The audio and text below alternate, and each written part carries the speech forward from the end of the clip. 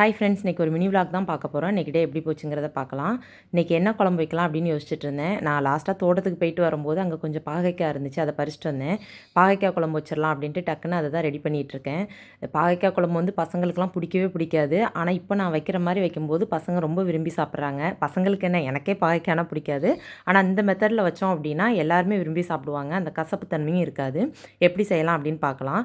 First பார்த்தீங்கன்னா, ஒரு கைப்பிடி அளவுக்கு சின்ன வெங்காயம் எடுத்துக்கோங்க. இதுக்கு மெயினாக தேவை சின்ன வெங்காயம் தான். அதை கொஞ்சம் நல்லா பொடிசாக கட் பண்ணி வச்சுக்கோங்க.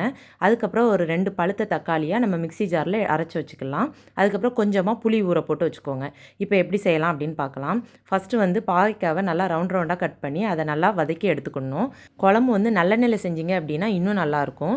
அதுக்கப்புறம் தாளிப்புக்கு பார்த்தீங்க அப்படின்னா கடுகு, உளுந்தம்பருப்பு, வெந்தயம், சின்ன சீரகம், அதுக்கப்புறம் கருவேப்பிலை, கொஞ்சமாக பூண்டு எல்லாமே போட்டு நல்லா வதக்கிக்கோங்க. அதுக்கப்புறம் பொடிசாக நறுக்கி வச்சுருக்கிற சின்ன வெங்காயம் இதையும் நல்லா வதக்கிட்டு அது கூட பார்த்திங்கன்னா அரைச்சி வச்சுருக்க தக்காளி பேஸ்ட்டையும் சேர்த்துக்கோங்க.